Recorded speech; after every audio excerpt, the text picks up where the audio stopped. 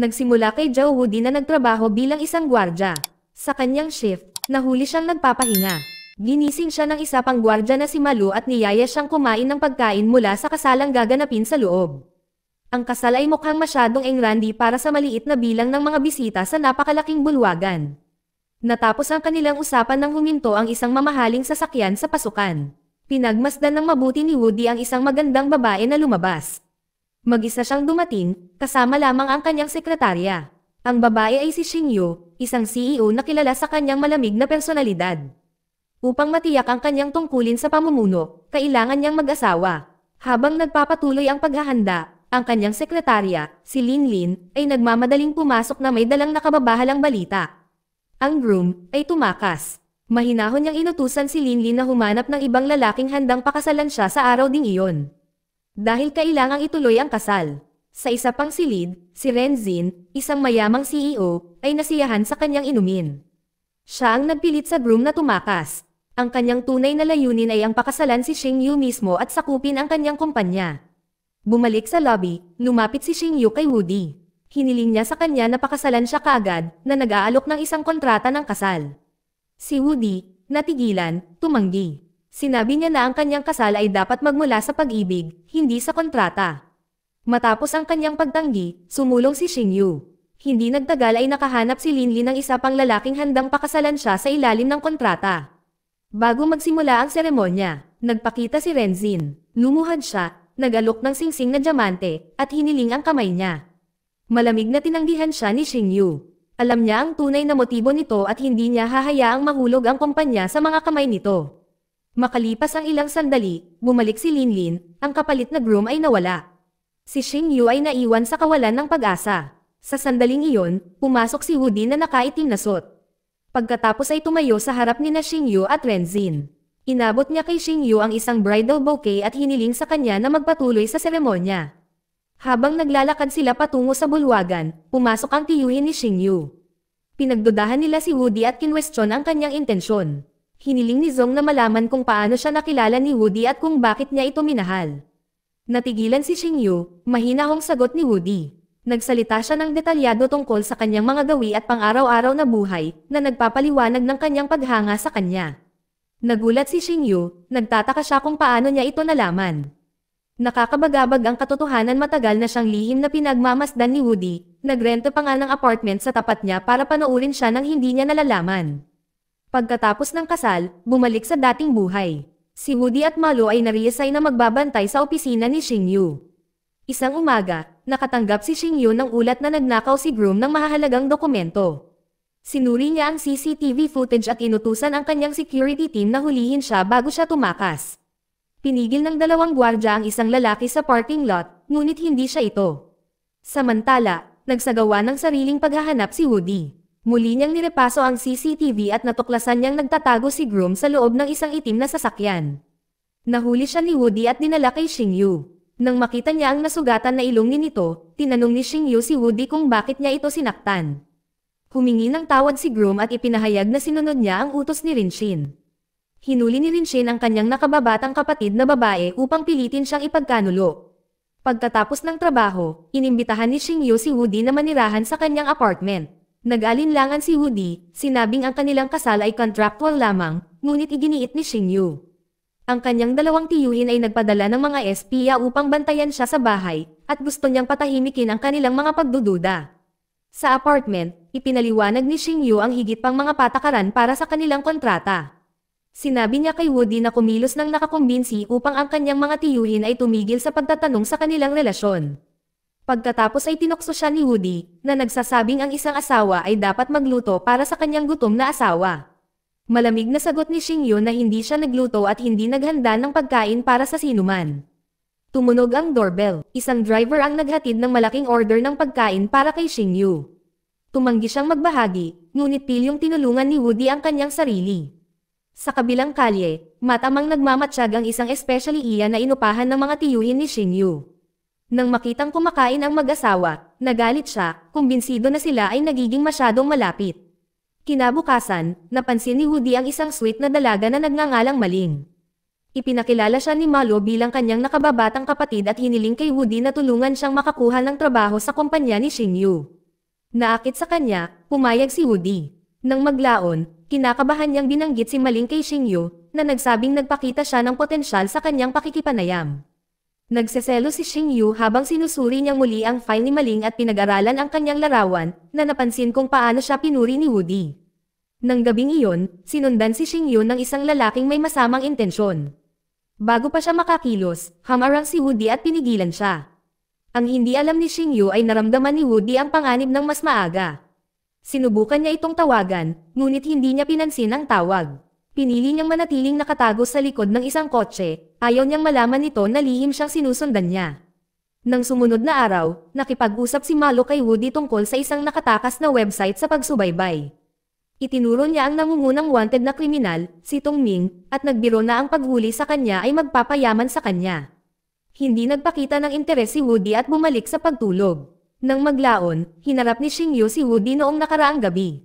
Sinabi niya na narinig niya ang ringtone ng kanyang telepono sa parking lot, ngunit hindi niya nakita. Naghihinala, tinanong niya kung sinusundan siya nito. Dahil ayaw niyang magkamali siya, ipinaliwanag ni Woody ang katotohanan. Sinabi niya sa kanya na minsang ipinagkatiwala sa kanya ng kanyang yumaong kapatid na si Xingyu ang kaligtasan nito. Nangako si Woody na paprotektahan siya sa lahat ng paraan, upang patunayan ang kanyang sinseridad. Ibinalik niya ang kwintas ni Xingyu at ipinaliwanag na sinusuklian lamang niya ang kabutihang ipinakita sa kanya. Kinabukasan, hiniling ni Xingyu kay Woody na samahan siya sa hapunan sa bahay ng kanyang uncle. Pagdating nila, hinawakan ng mahigpit ni Xingyu ang kamay ni Woody, sinusubukang ipakita ang kanilang pagmamahal bilang mag-asawa. Nilinaw ng kanyang uncle na si Shen ang kanyang hindi pagsang-ayon. Para sa kanya, si Woody ay isang security guard lamang, hindi karapat-dapat sa isang CEO tulad ni Xingyu. Natutuwa, kumpiyansa na sumagot si Woody na patutunayan niyang hindi siya ordinaryong gwardya. Nagtakda siya ng timer sa kanyang telepono at hinamon ang sarili na hanapin ang bawat bug na nakatago sa art room.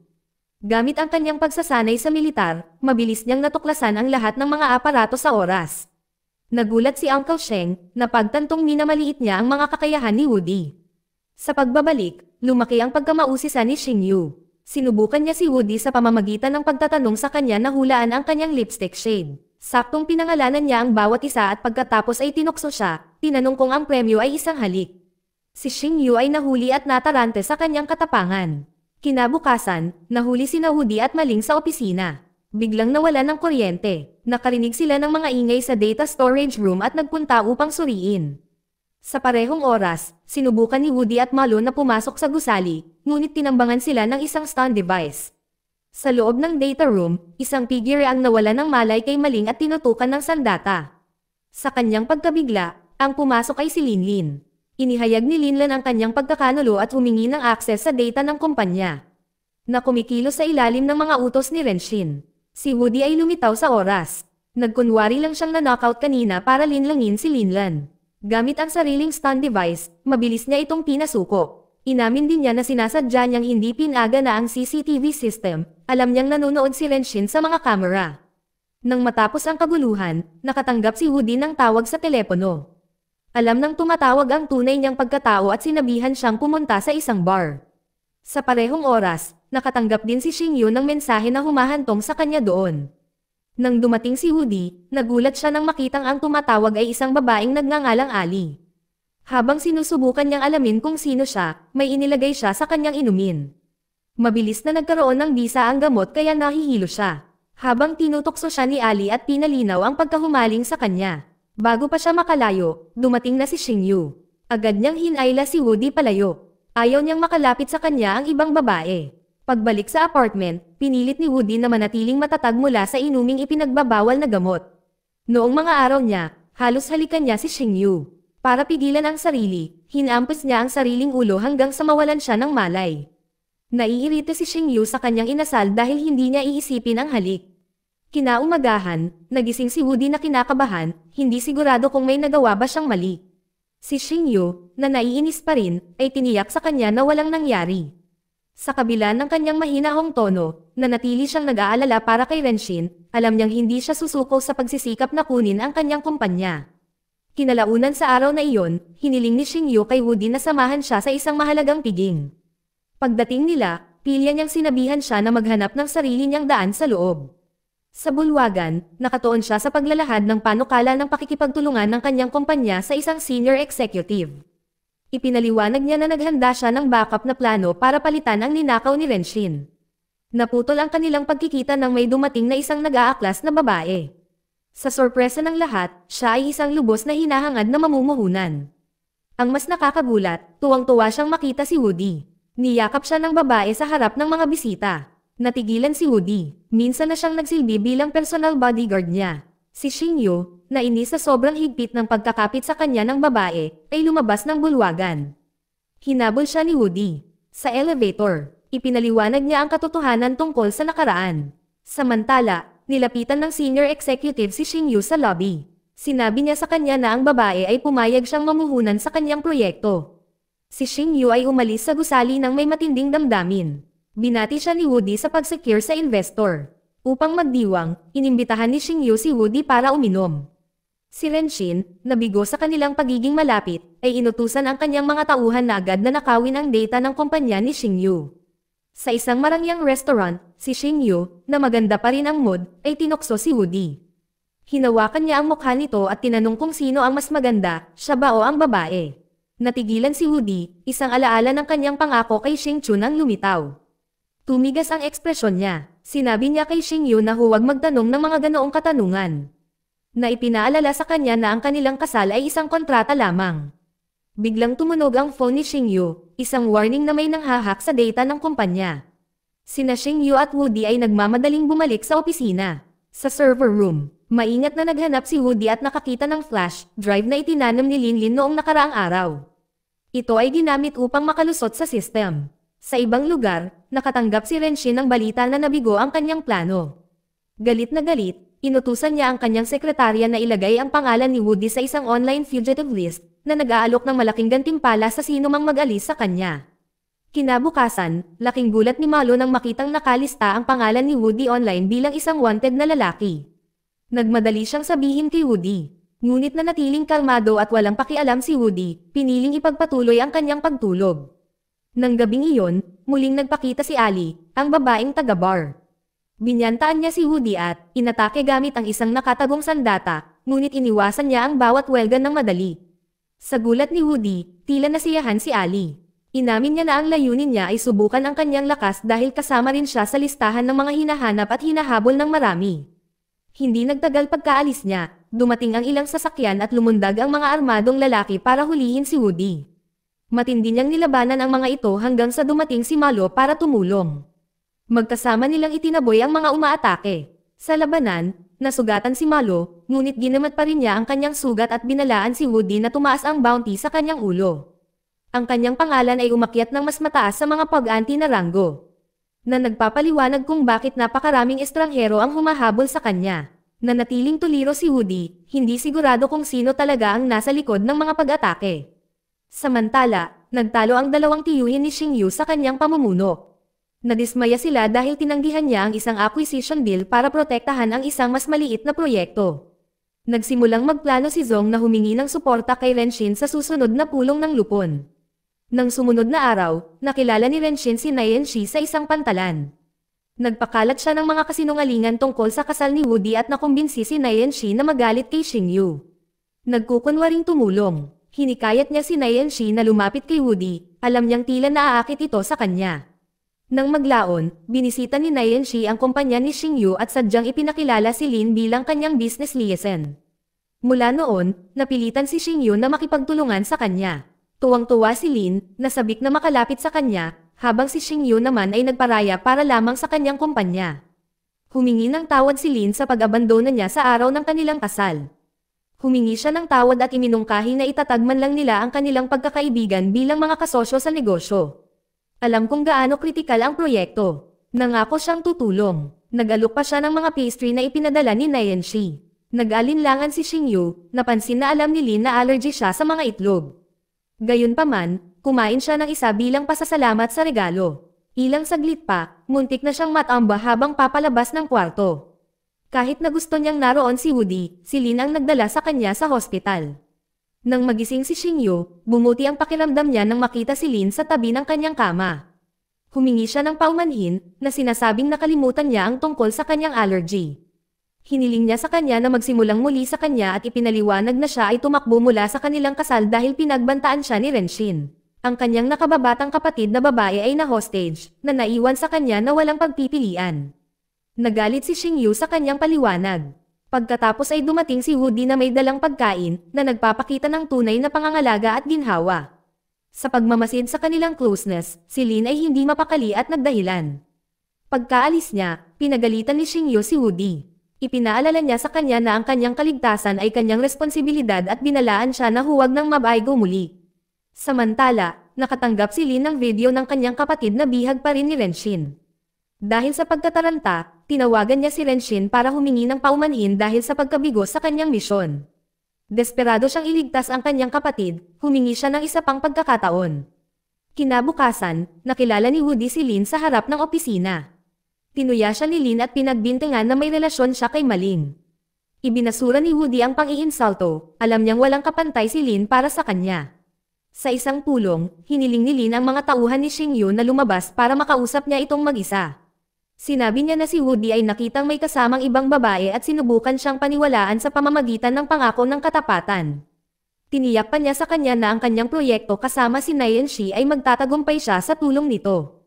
Mula sa kabilang kwarto, nairita si Woody habang pinagmamasdan si Lin na hawak ang kamay ni Xingyu. Pinutol niya ang mga ito sa pamamagitan ng pagpapanggap na sinisiyasat ang lugar kung may mga insekto. Si Lin, nabigo, ay inakusahan siyang sinira ang kanyang sandali. Nang maglaon sa parking lot, sinubukang muli ni Lin na makalapit kay Xingyu sa pamamagitan ng pagpasok sa kanyang sasakyan, ngunit dumating si Woody kasama ang mga pulis at inaresto si Lin dahil sa kanyang naunang pagtatangka na magnakaw ng data ng kumpanya. Ang balita ng pag-aresto ay mabilis na nakarating kay Renshin. Galit na galit, inutusan niya ang kanyang sekretarya na agawin ang pangalawang pinakamalaking shareholder. Di nagtagal, nalaman ni Xingyu na ang kanyang tiyuhin, ang mismong shareholder, ay nawala. Nang sumunod na araw, nagulat si Malo nang makitang nakalista si Woody bilang numero 1 pag-anti online. Si Woody, gayunpaman, ay nanatiling tuliro na iniisip kung sino ang humamak sa kanya upang maglagay ng ganoong presyo sa kanyang ulo. Hindi nagtagal, nakatanggap si Woody ng isang tawag sa telepono na yumanig sa kanya. Sinabi ng tumatawag na si Xingyu ay kinidnap at inutusan siyang pumunta sa isang partikular na lokasyon. Ang hindi namalayan ni Woody ay palihim na ni-record ni Malo ang tawag at pinagmamasdan siyang mabuti. Mag-isang pumunta si Woody sa isang abandonadong gusali, handang iligtas si Xingyu. Sa totoo lang, ang tunay na target ng kidnapper ay siya dahil ang kanyang bounty ay nasa tuktok na ngayon ng mga pag-anti na ranggo. Isang malupit na laban ang sumunod. Sa kabila ng pagiging outnumber, natalo ni Woody ang mga umaatake at pinilit silang umatras. Sa loob, nakita niya ang isang babaeng nakatali at nakatikip ang ulo. Sa paniniwalang si Xingyu iyon, nagmamadali siyang kumalas sa kanya. Ngunit nang makalaya siya ay niyakap siya nito. Agad na naghinala si Woody. Ang babae ay hindi si Xingyu, kundi si Ali, na may nararamdaman para sa kanya. Pagkatapos ay ibinulgar niya ang kanyang nakatagong kakampi, na inihayag na alam niyang lihim na nakipagsabuatan si Malo kay Ali sa setup.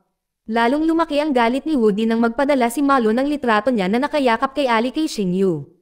Na corner, inamin ni Malo na sinuhulan siya ni Ali ng pera. Nang bumalik si Woody sa apartment ni Xingyu, galit na galit siya at nagseselos. Ipinaalala niya sa kanya ang kanilang kontrata sa kasal at binalaan na kung sakaling mahuli niya itong malapit sa ibang babae, hihingi siya ng kabayaran. Kinabukasan, nag-alala si Xingyu matapos ipaalam sa kanya ni Maling na nakakuha si Renshin ng mas maraming shares. Sa nalalapit na pulong ng lupon, si Renshin ang hahawak sa Mayor Yang stake, na nagbibigay sa kanya ng kapangyarihang pumalit bilang chairman ng kumpanya. Si Xingyu ay nakatitiyak na umasa siya sa mga taktika para masigurado ang posisyong iyon. Nang harapin niya ito, kinutya niya ang pagkahumaling sa kapangyarihan. Ngunit si Renshin ay walang kahihiyang pinamumunuan ang mahalagang pulong, kahit na nakaupo sa upuan na karaniwang nakalaan para sa kanya. Samantala, kumilos si Woody para tulungan si Xingyu na mabawi ang kanyang tungkulin. Pumunta siya sa bangko at binuksan ang safe deposit box na naiwan ni Xingchun. Sa loob, naghanap siya ng patunay ng tunay na nangungunang shareholder, umaasang mahikayat ang taong iyon na suportahan si Xingyu. Matapos masecure ang pangunahing impormasyon, dinala ni Woody ang nangungunang shareholder sa pulong ng board. Si Xingyu, nababalisa sa kabuuan, sa wakas ay nakadama ng ginhawa. Nagpakita si Woody ng mga dokumento na nagpapakita na ang karamihan sa mga bahagi ay nailipat sa kanyang mga kamay, na nagpapatunay na hawak niya ngayon ang higit na kontrol kaysa kay Renshin. Sa paninindigan, hiniling niya na bumaba si Renshin at itigil ang pakikialam sa kumpanya. Sa sandaling iyon, personal na dumalo ang pinakamalaking shareholder, si Zhu Xing, isang miyembro ng sariling pamilya ni Xingyu. Tahasan niyang tinutulan ang pag-angkin ni Renshin sa pamumuno at inutusan si Xingyu na bumalangkas ng nakasulat na kontrata, na tinitiyak na mananatili siyang permanenteng pinuno ng kumpanya. Nag-flashback ang kwento ng mga alaala ni Woody sa yumaong Xingchun. Ilang taon bago nito, habang magkasamang naglilingkod sa isang espesyal na unit, inialay ni Xingchun ang kanyang buhay para iligtas si Woody. Mula noon, si Woody ay nagdala ng matinding panghihinayang, na nanunumpa na igagalang ang sakripisyong iyon sa pamamagitan ng pagprotekta kay Xingyu sa lahat ng paraan. Sa kasalukuyan, ng umagang iyon, mukhang malungkot si Malo, kumbinsido na napatay si Woody. Dahil binansagan na ngayon ni Woody na isang high-value fugitive, natakot siya na baka may mag-alis sa kanya.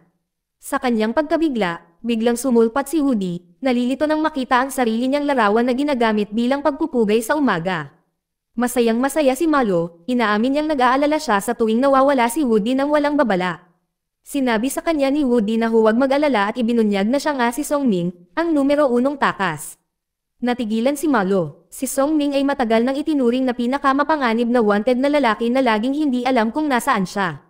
Gayunpaman, tumangging maniwala si Malo sa pag-aakalang nagbibiro si Woody. Di nagtagal, tinawagan ni Xingyu si Woody, ipinakita niya sa kanya ang larawan ni Zhu Xing, isa sa mga shareholder ng kanyang kumpanya, at hiniling sa kanya na protektahan siya mula sa mga pakana ni Renshin. Ipinagkatiwala din niya kay Woody ang isang USB drive na naglalaman ng kritikal na data ng kumpanya, na nagbabala sa kanya na panatilihin itong ligtas. Pumunta si Woody sa bahay ni Zhu Xing, ngunit nakitang wala itong tao. Sa halip, nakita niya si Ali, na kanina pa sumusunod sa kanya. Binalaan niya ito na mag-ingat, inamin na alam na niya na siya si Tongming. Inihayag niya na alam din ni Renshin ang katotohanan at hinimok si Woody na manatiling maingat. Maya-maya, pumunta si Woody sa address na iniutos sa kanya ni Renshin. Dumating siya na walang dala. Si Renshin, na nasisiyahang kumpirmahin ang tunay na pagkakakilanlan ni Woody, nagbanta na sisirain si Xingyu, at inutusan si Woody na tumayo habang umaatake ang kanyang mga tauhan. Tiniis ni Woody ang pambubugbog ng walang pagtutol sa simula, ngunit pagkaraan ng ilang oras, lumaban siya. Gamit ang kanyang kakayahan, natalo niya ang mga tauhan ni Renshin at pinilit silang umatras. Pagkatapos ng laban, muling lumitaw si Ali upang suriin siya. Si Woody, na malubhang nasugatan, ay natakot na baka mahuli siya at maangkin ang napakalaking bounty. Sa halip, pinili ni Ali na tumulong. Dinala niya ito sa ospital para magamot. Sa ospital, si Xingyu ay sumugod sa mga bulwagan sa takot, desperadong hinahanap ang kanyang silid. Nang matagpuan niya ito, umiyak siya at humingi ng tawad, inamin na nagkasala siya at natatakot na mawala siya. Bagamat mukhang natutulog si Woody, narinig niya ang mga salita nito. Natuwa at naantig sa kanyang pag-aalala. Napangiti siya. Si Xingyu, na nahihiya at naguguluhan, ay inakala niyang tinutokso siya, ngunit sa kaibuturan niya ay gamaan ang loob niya na nakaligtas siya at bumalik sa kanyang tabi.